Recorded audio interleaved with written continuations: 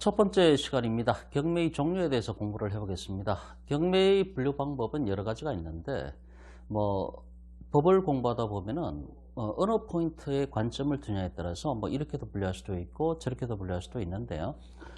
지금 말씀드리고 싶은 그 분류 방법은 실질적 의미의 경매하고 형식적 의미의 경매, 이렇게 한번 분류를 해보겠습니다.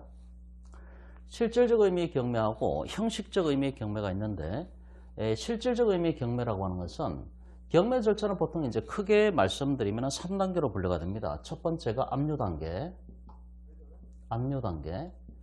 두 번째가 현금화 단계, 돈으로 바꾸는 거죠. 현금화 단계. 세 번째가 변제 단계. 이렇게 1단계, 2단계, 3단계까지 갔을 때 이거를 실질적 의미의 경매라고 얘기를 하는 거죠. 형식적 의미의 경매라는 것은 이 변제 단계까지 가지 않습니다. 첫 번째 압류 단계, 두 번째 현금화 단계, 이렇게 진행이 된다는 것이죠. 자, 이렇게 이제 분류를 하는 방법이 있는데, 실질적 의미의 경매 속에는 임의 경매하고 강제 경매가 들어갑니다. 그리고 형식적 의미의 경매는 어떤 것들이 있는가 하면 다양하게 종류가 있는데요. 예를 들어서 공유물 분할 경매, 두 번째는 유치권 경매, 그 다음에 여러 가지 것들이 있습니다. 이런 것들. 그럼 여기서 형식적 의미의 경매라는 얘기는 압류를 한 다음에 채무자의 재산을 압류한 다음에 그걸 경매에 붙여서 낙찰돼 가지고 낙찰대금이 들어오면 그 현금화가 되는 거죠. 그 단계까지만 가는 게 이 형식적 의미의 경매라고 하는 공유물 분할 경매, 유치권 경매, 이런 것들입니다. 그럼 여기서 이제 경매 절차를 먼저 봐야 될 것 같은데요. 임의 경매라고 하는 것은 말 그대로 담보권이 전제가 되어 있는 거죠. 이런 것들은 담보권을 전제로 임의 경매를 집어넣는 것이고요. 강제 경매라고 하는 것은 그냥 일반 채권입니다. 일반 채권에 근거해서 강제 경매를 집어넣는 것이죠. 자, 경매 절차를 한번 보도록 하겠습니다.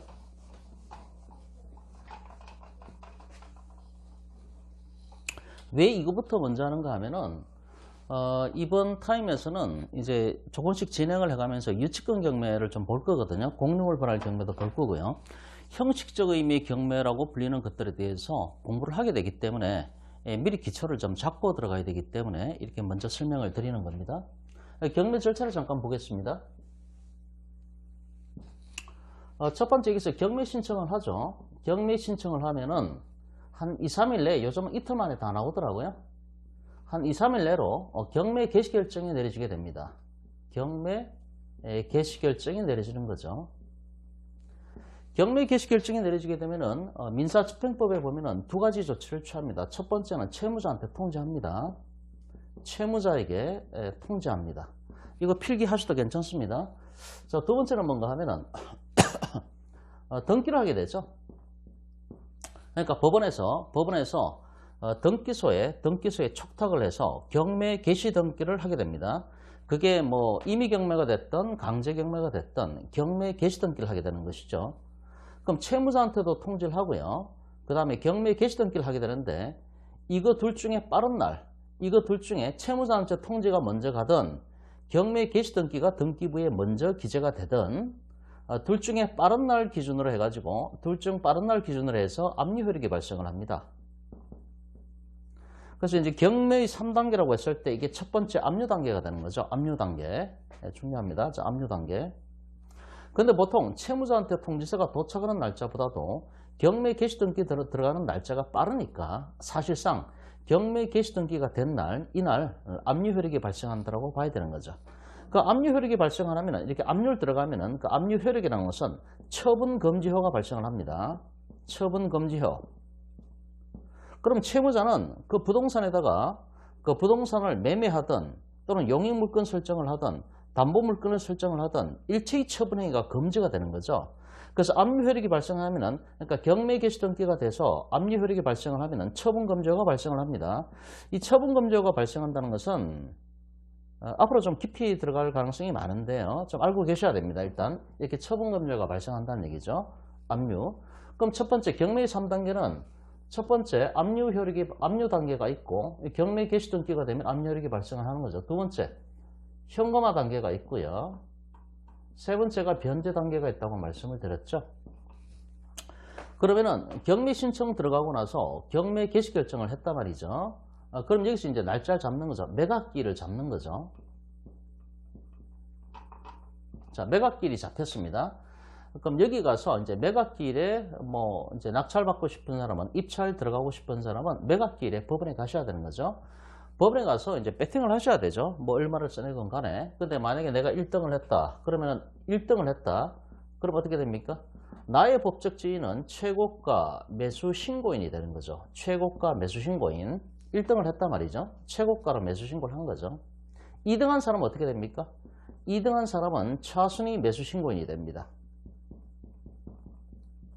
차순위 매수 신고인이 됩니다.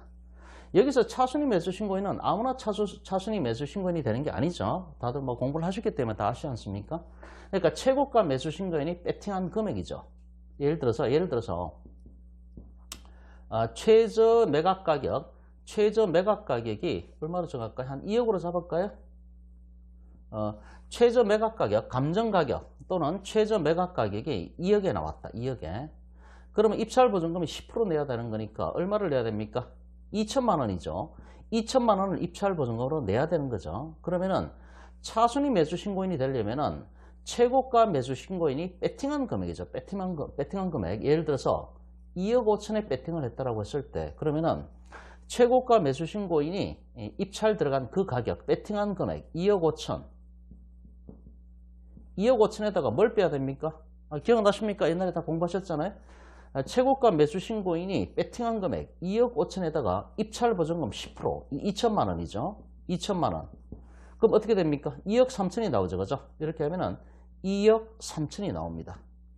그러면은 이 2등한 차순위 매수 신고인이 되려면은 2등한 사람이 차순위 매수 신고를 하려면은 그 전제 조건이 뭔가 하면은 최고가 매수 신고인이 배팅한 금액에서 입찰 보증금 10% 이걸 뺀 금액, 그럼 2억 3천이 나오는데 2억 3천을 썼다고 되는 게 아니라 2억 3천을 초과를 해야 됩니다. 초과. 2억 3천을 초과를 해야 됩니다. 그렇게 했을 때 그러니까 2억 3천 1원이라도 더 써내야 되는 거죠. 그렇게 됐을 때 차순위 매수 신고인으로 신고가 가능하다 이런 얘기입니다. 그럼 왜 이렇게 민사집행법에 다 나오는 얘기잖아요. 그럼 왜 이렇게 법조문을 듣는가 하면은 이런 기준을 두지 않으면은 둘이 짤 수가 있는 거죠. A라는 사람하고 B라는 사람하고 둘이 짤 수가 있습니다. 짜가지고 조작을 하는 거죠. 어떻게 조작을 합니까? 이렇게 A, B가 이렇게 쓰는 거죠. 예를 들어서 A가 예를 들어서 5억에 써냈다. 그리고 B라는 사람은 여기 이제 최저 매각 가격이 2억이니까 2억 1천 써냈다. 이런 식으로 둘이 이제 합의를 보는 거죠. 그럼 당연히 이 사람이 1등을 하겠죠. 그죠? 1등을 했고 입찰 보증금은 얼마나 했습니까? 최저 매각 가격이 2억이니까 여기 똑같이 10%인 2천만 원을 최저 매각 가격을 입찰 보증금 2천만 원 낸 거 아닙니까? 그러면은 A라는 사람은 무조건 1등이겠죠. 5억을 써내면은 지금 시세가 2억인데 5억을 써냈으면 1등 하는 거죠. 그럼 1등을 한 다음에 여기서 이제 2천만 원을 포기를 하는 겁니다. 입찰 보증금을 낸 2천만 원을 포기하는 겁니다. 2억에 10%니까 2천만 원 입찰 보증금 냈잖아요. 이거를 포기하고 잔금 납부를 안 하는 거죠. 그러니까 이 사람은 잔금 납부를 하지 않습니다. 그러면은 A는 탈락이죠. 근데 만약에 B가 차순위 매수 신고인이 이런 경우에 이 갭이 크게 벌어졌음에도 불구하고 B라는 사람한테 차순위 매수 신고인을 인정한다라고 한다면 그 다음에 B가 낙찰을 받겠죠. 그죠? 그러니까 2억 1천에 배팅을 했잖아요.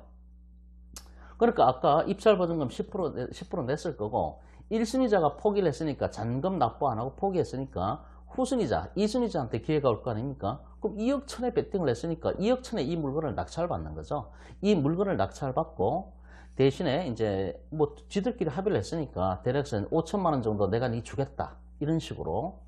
그러면 여기서 이제 A는 B로부터 받은 5천만 원에서 2천만 원 변제하고요. 3천만 원 남잖아요. 이렇게 둘이 짠단 말이죠. 그러니까 이 1순위자하고 2순위자의 갭이 너무 벌어지는 경우에는 이렇게 양자가 둘이 조작 가능성이 있기 때문에 이런 경우를 방지하기 위해서 민사집행법에서 정해놓은 게 차순위 매수 신고하려면은 최고가 매수 신고인이 배팅한 금액에다가 입찰 보증금 10%를 뺀 금액, 그 금액을 2억 5천을 초과를 했을 때, 차순위 매수 신고액이 2억 5천을 초과했을 때, 2억 5천 갖고 안 됩니다. 2억 5천을 초과했을 때 차순위 매수 신고를 받아준다는 얘기죠. 그래서 왜 그런가 하는 거 좀 알아두실 필요가 있고요. 경매 신청을 해서 경매 개시 결정이 내려졌고, 그 다음에 이제 매각길이 잡혔죠. 매각길에 이제 1등, 2등이 탄생을 하는데요. 어쨌든 1등한 사람은 최고가 매수 신고인이 됩니다. 1등 했죠. 최고가 매수 신고인. 그 다음에 일주일 뒤에 어떻게 됩니까? 7일 뒤에 매각 허가나 불허가 결정을 하죠. 그죠? 예. 매각 허가를 할 수도 있고요. 또는 불허가 할 수도 있습니다. 매각 허가나 불허가 결정을 하게 되는 것이고, 여기로부터 7일 뒤에 어떻게 됩니까? 만약에 매각 허가 결정을 했다라고 한다면은 이 매각 허가 결정이 일주일 뒤에는 확정되는 것이죠. 확정되고, 그 다음에 잔금 납부기일이 정해지죠. 보통 한 달 뒤입니다. 한 달 뒤에, 한 달 30일. 여기서 잔금 납부를 하는 거죠. 잔금 납부. 잔금 납부를 하고, 그 다음에 대략 한 달 정도 기간을 정해서 이제 빚잔치 하는 거죠. 그죠? 예, 변제. 그러니까 여기서 이제 배당을 하게 되죠. 배당. 이렇게 경매 절차가 진행이 되는데 3단계가 뭡니까? 경매 개시 등기가 됐을 때 압류 효력이 발생을 하고, 이렇게 압류 효력이 발생을 하면 처분 금지효가 발생한다는 얘기죠. 그게 이제 압류 단계. 두 번째 현금화 단계가 뭡니까?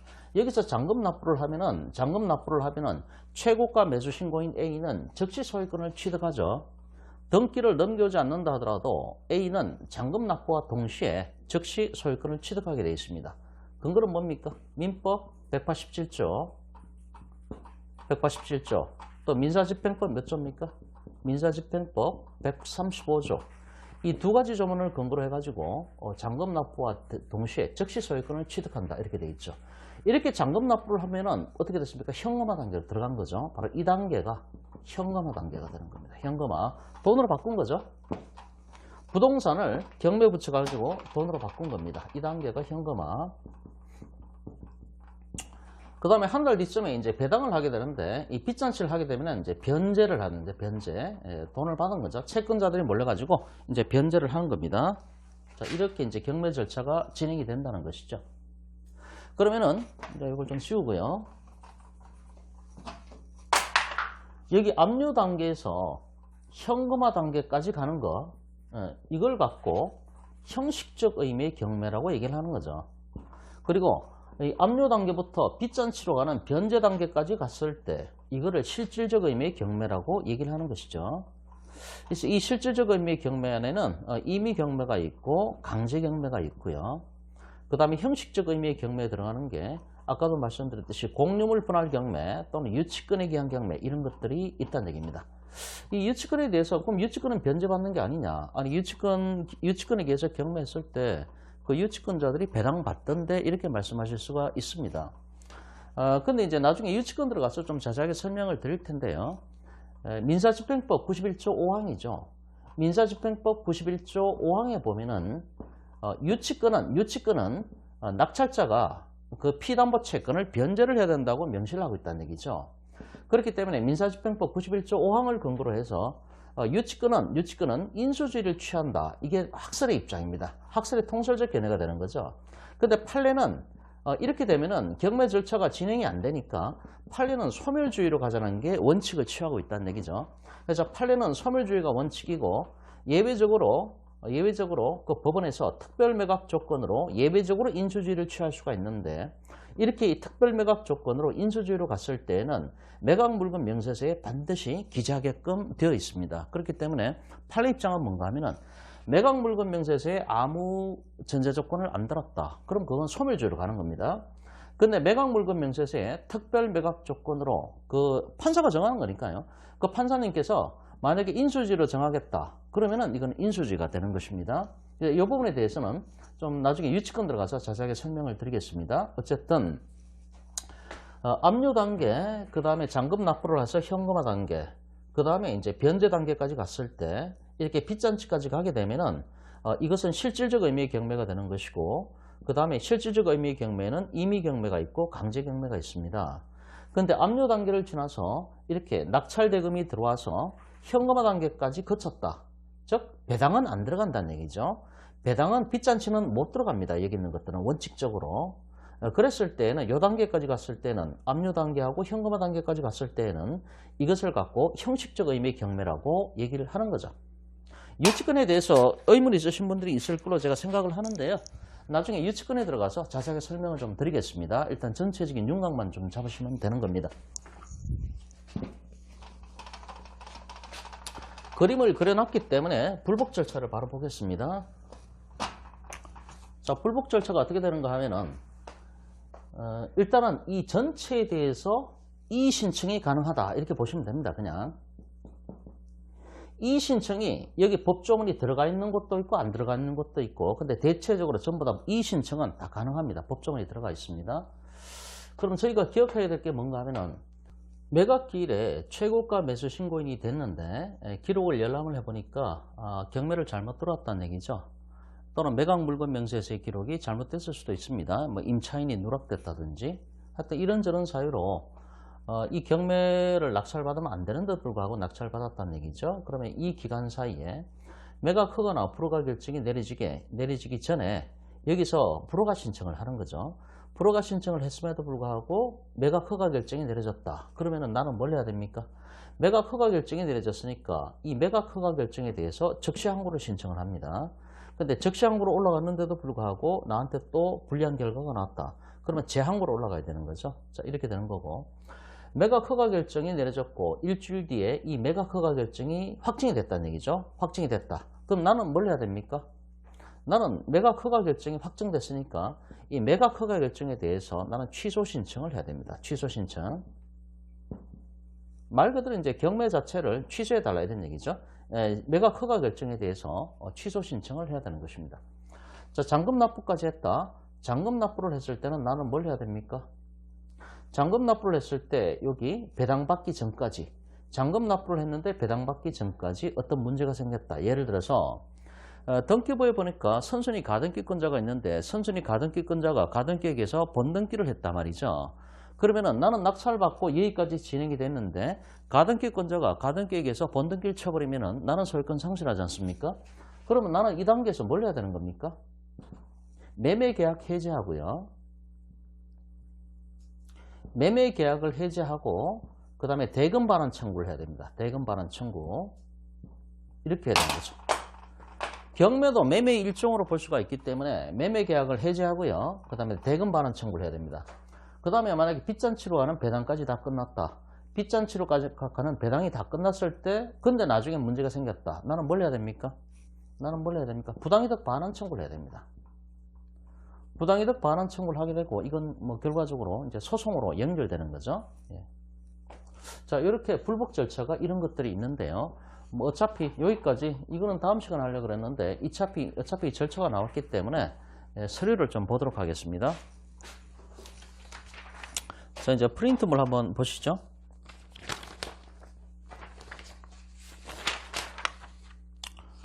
뭐부터 볼까요? 일단 조금 단계적으로 봐야 되는 거니까요. 경매 신청서를 먼저 보도록 하겠습니다. 자, 8번입니다. 8번. 8번에 보시면은 부동산 강제경매 신청서가 있죠. 자, 부동산 강제경매 신청서 이렇게 돼 있고 채권자 성명 주소가 나와 있고 채무자 성명 주소가 나와 있습니다. 자, 청구 금액이 나와 있죠. 청구 금액은 원금 얼마 및 이에 대한 몇 년 몇 일부터 다 갚을 때까지 연 몇 프로 비율에 의한 금은 그 다음에 경매할 부동산의 표시 이렇게 되어 있고요. 경매의 원인된 채권과 집행할 수 있는 채무명의 이렇게 되어 있습니다. 채무자는 채권자에게 법원, 갑, 땡땡땡 뭐 사건 번호 나오겠죠. 청구 사건의 2000년 몇 월 선고한 판결 또는 뭐 공정정서 얘기도 나오고 있죠. 선고한 판결의 집행력 있는 정본에 기하여 위 청구 금액을 변제하여야 할 것이나 이를 이행하지 아니하므로 위 부동산에 대한 강제경매 절차를 개시하여 주시기 바랍니다. 여기서 이제 경매 신청을 하게 되는데 일반 채권자들은 강제경매 신청하는 거고요. 그럼 강제경매 신청할 때 반드시 소송을 거쳐서 확정 판결을 받아야 되지 않습니까? 소송을 받아서 확정 판결서를 들이밀어야 되는 거죠. 그렇게 해서 강제격리 신청하는 거고, 임의격리 신청하는 사람들은 저당권이나 전세권이나 가등기 담보라든가 이렇게 등기부에 담보권이 이미 설정되어 있는 사람들, 담보권이 이미 등기부에 설정되어 있는 사람들이 그 담보권을 근거로 해서 임의격리 신청을 하는 거죠. 지금 이 표 같은 경우는 강제격리 신청을 하는 거니까 일반 채권자가 소송을 통해서 확정 판결을 받았다는 얘기죠. 그죠? 그렇기 때문에 그에 관한 얘기가 나와 있는 겁니다. 그래서 다시 보면은 거기 경매의 원인된 채권과 집행할 수 있는 채무명의 그렇게 돼 있지 않습니까? 채무자는 채권자에게 법원 땡땡 뭐 사건으로 나올 것이고요. 언제 선고한 판결 나오지 않습니까? 판결.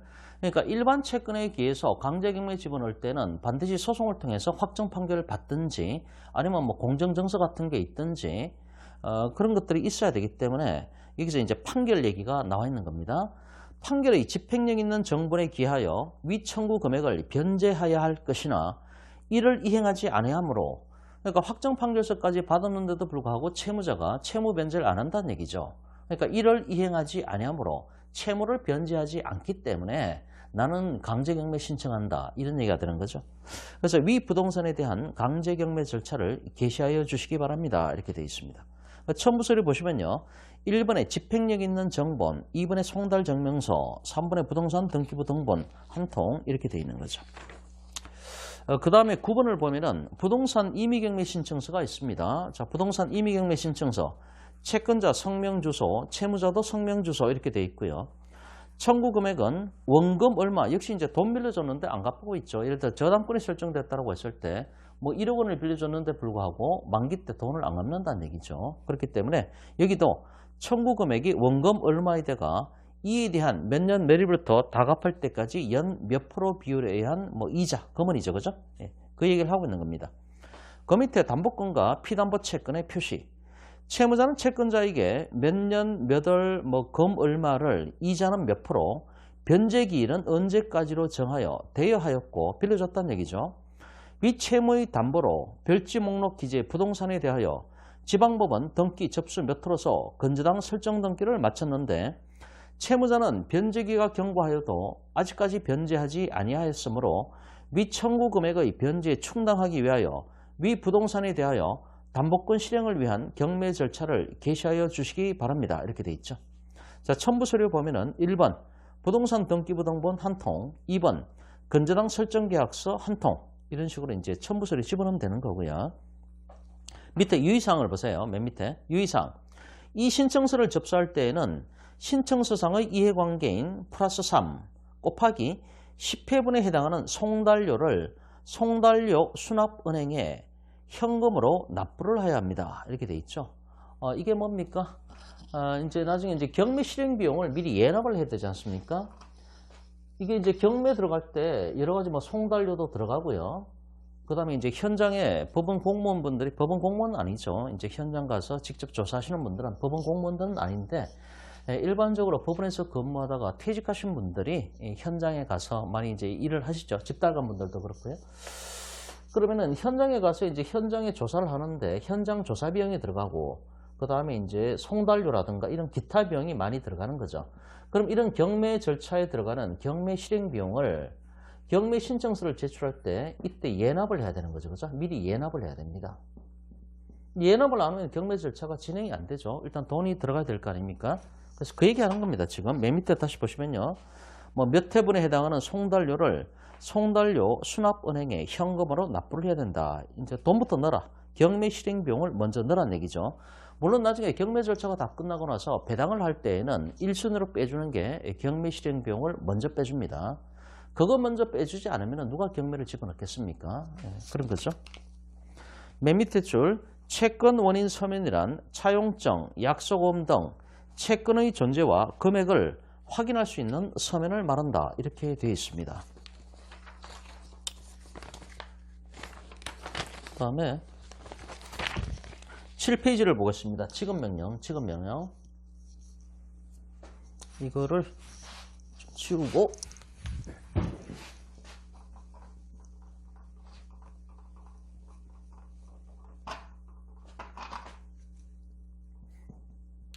임의 경매라는 것은 담보권을 전제로 깔고 있죠. 담보권을 전제로 깔고 있습니다. 그 다음에 강제 경매라고 하는 것은 일반 채권에 근거해서 강제 경매 들어가는 거죠. 일반 채권. 그럼 일반 채권 같은 경우는 일반 채권만 갖고는 강제 경매를 못 집어넣습니다. 그렇기 때문에 반드시 소송 절차를 거쳐야 되고요. 소송을 거쳐서 확정 판결을 받아야 됩니다. 확정 판결을 받아야 되고 예를 들어서 뭐 3천만 원이나 1억 정도 이 정도 액수 같은 경우는 소액 사건에 해당하는 거니까 소액 사건 심판법의 대상이 됩니다. 다시 말해서 법에서 정해져 있는 것은 제가 알고 있기는 3천만 원입니다. 3천만 원인데 이런 거 뭐 임대차 보증금 1억 원 이런 것들도 사실상 소액 사건으로 집어넣어 가지고 소액 사건 심판을 한다는 얘기죠. 그러면은 보통 일반 소송 같은 경우는 기본이 뭐 석 달, 뭐 2심 올라가면 석 달, 빨리 가면 이런 거죠. 대부분까지 올라가면 30, 대부분까지 올라가면 또 석 달. 이런 식으로 기본이 1년 넘게 걸리죠. 근데 일반 소송 절차는 이렇게 기간이 많이 걸리는데 이것이 이제 소액 사건인 경우에 뭐 3천만 원 기준인데 뭐 2천만 원, 3천만 원 또는 1억 같은 경우도 이것이 임대차 보증금 때문에 분쟁이 발생했다고 했을 때는 소액 사건에 집어넣죠. 보통 실무적으로. 이렇게 소액 사건 심판으로 들어갔을 때에는 소액 사건으로 심판하기 때문에 한 달 만에도 판결 나옵니다. 한 달 만에도. 자, 그런데 이렇게 소송을 통해서 확정 판결을 받은 다음에 강제경매 신청을 하면 되는데 이렇게 소송 절차가 많이 걸릴 게 걱정이 된다는 얘기죠. 그러면은 법원에 뭘 합니까? 직업명령 신청하는 거죠. 직업명령 신청을 해서 이 직업명령이 확정됐다고 한다면은 직업명령은 이거 신청 들어간 날로부터 2주 만에 확정되지 않습니까? 14일 이내에 결판 나는 거니까 2주 만에 확정되면은 바로 강제경매를 신청할 수가 있습니다. 이 직업명령서를 갖고 그럼 직업명령서의 그 양식은 신청 양식은 어떻게 되는지를 지금 보는 겁니다. 자, 7번을 보겠습니다. 직업명령에 대한 이의신청서. 자, 사건 뭐 2004, 차, 뭐 1, 2, 3, 4, 뭐 대여금 이렇게 돼 있고요. 채권자가 갑, 채무자가 을, 위 당사자 간, 귀원, 2004차, 1, 2, 3, 4호 대여금 청구 독촉 사건에 관하여 2004년 11월 30일 직업명령 송달을 받았으나 동명령에 불복함으로 이의를 신청합니다. 자, 이건 이의신청서 내용이고요. 앞에 6번을 먼저 봅니다. 6번. 법원이 당사자에게 보내는 직업명령. 자, 채권자 누구누구누구 이렇게 돼 있고요. 서울 땡땡 지방법원 직업명령 이렇게 돼 있죠. 자, 사건 번호 2004다 차 1, 2, 3, 4 대여금. 당사자 별지와 같다. 청구 취지 별지와 같다. 채무자는 채권자에게 별지 청구 취지 기재의 금액을 지급하라. 채무자들은 이 명령이 송달된 날로부터 2주일 이내에 이의 신청을 할 수가 있다. 이렇게 명시가 되어 있지 않습니까? 그래서 직업명령 신청을 해서 그러니까 채권자 입장에서 이의 신청할 수 있는 채무자죠. 채권자가 이제 직업명령을 신청을 하는 거고요. 채무자 입장에서 이의 신청할 수 있는 기간은 2주입니다. 2주. 2주 이내에 2주일 이내에 이의 신청하지 않으면 직업명령은 확정된다는 얘기죠. 그래서 채무자는 채권자에게 청구 취지 금액을 지급하라. 채무자들은 이 명령이 송달된 날로부터 2주일 이내에 이의 신청을 할 수 있다. 자, 판사 누구 이렇게 돼 있고요. 밑에 주의 보시면은 이의 신청을 할 때에는 사건 번호를 기재하고 인지 500원 붙여야 되며 송달료 1회분을 예납해야 합니다. 인지를 붙이지 않으면 이의 신청 효력이 없습니다. 이렇게 돼 있고요. 그 다음 페이지 7페이지 봅니다. 그러면 채권자 입장에서 이 직업명령에 관한 서류를 받았을 거 아닙니까? 그러면 2주 이내에 이의 신청을 해야 됩니다. 그래서 7번은 직업명령에 대한 이의 신청서, 채무자가 제출하는 거죠. 직업명령에 대한 이의 신청서 이렇게 돼 있고요. 사건 번호 나와 있고 채권자, 채무자 나와 있고 위 당사자 간 귀원 2004차 1, 2, 3, 4호 대여금 청구 독촉 사건에 관하여 2004년 11월 30일에 직업명령을 송달받았으나 동명령에 불복함으로 이의를 신청합니다. 이렇게 돼 있죠. 자, 불복하겠다, 이의 신청하겠다는 거죠. 자, 신청 취지 1번. 이 대여금 청구 독촉 사건의 직업명령은 이를 취소한다.